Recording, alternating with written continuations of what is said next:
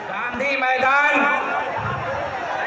के इस अजीम शान कॉन्फ्रेंस में शरीक होने वाले बिहार, उड़ीसा, झारखंड और मुल्क की दिगर रियासतों के गयूर मुसलमानों, स्टेज पर बैठे हुए मुअज़्ज़ज़ उलमाए किराम, मैं आप तमाम लोगों को ये पैगाम देना चाहता हूँ और हुकूमत तक ये आवाज़ पहुँचाना चाहता हूँ।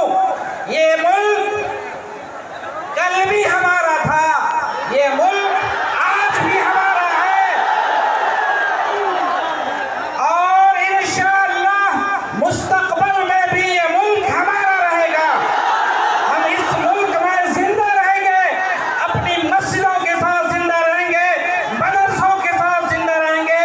और एक बात मैं हुकूमत को बता देना चाहता हूँ कि जिस गांधी मैदान को के ऊपर पूरे बिहार को फख्र है, खुदा की कसम वो जमीन भी मुसलमानों ने दी है।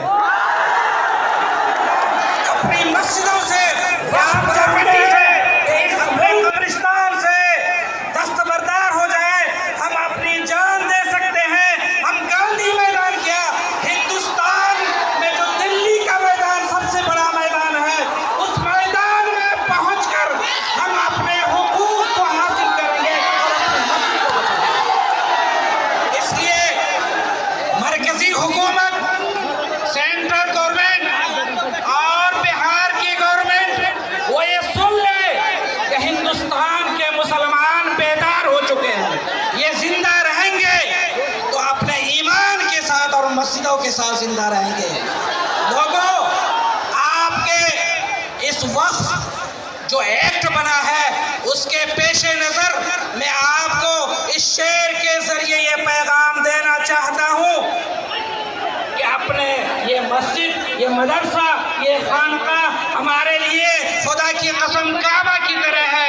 अपने काबे की हिफाजत हमें खुद करनी है, अपने काबे की हिफाजत हमें खुद करनी है। अब अबाबील का लश्कर नहीं आने वाला, आप ही अबाबील हैं, आपको उठ खड़ा होना है। अगर मुसलमानों को संविधान के मुताबिक हक नहीं मिलेगा तो इंशाअल्लाह कानून के दायरे में हम अपने हक को छीनेंगे। हम इस बिल को और इस कानून को यकसर मुस्तरद करते हैं। ये कानून यहाँ चलने वाला नहीं है। इसलिए मैं मरकजी हुकूमत से दरख्वास्त करता हूँ कि आपने जिस तरह किसान बिल वापस लिया था, इस वक्फ कानून को भी वापस लीजिए, वरना हमारा आंदोलन चलेगा, हमारी तहरीक चलेगी और हम उस वक्त तक मैदान में डटे रहेंगे जब तक आप इस काले कानून को वापस नहीं ले लेते हैं।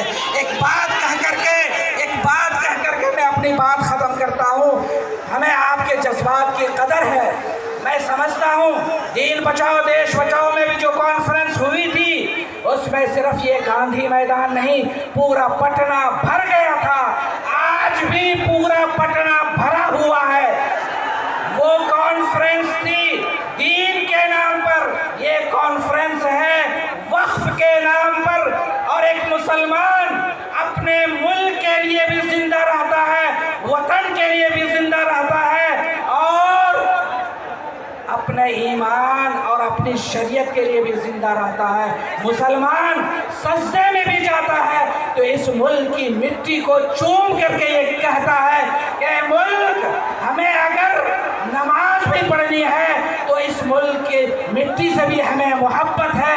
हम इस मुल्क की मिट्टी को चूम करके, अपनी पेशानी को झुका करके हम अल्लाह से वादा करते हैं कि जो लोग इस मुल्क में नफरत की फिजा कायम करना चाहते हैं, जो लोग हिंदुस्तान में नफरत की फिजा को आम करना चाहते हैं और यहाँ अफरा तफरी का माहौल पैदा करना चाहते हैं, उन तक ये पैगाम पहुँचा दो कि आज़ादी की लड़ाई में हमने बढ़ चढ़ कर हिस्सा लिया।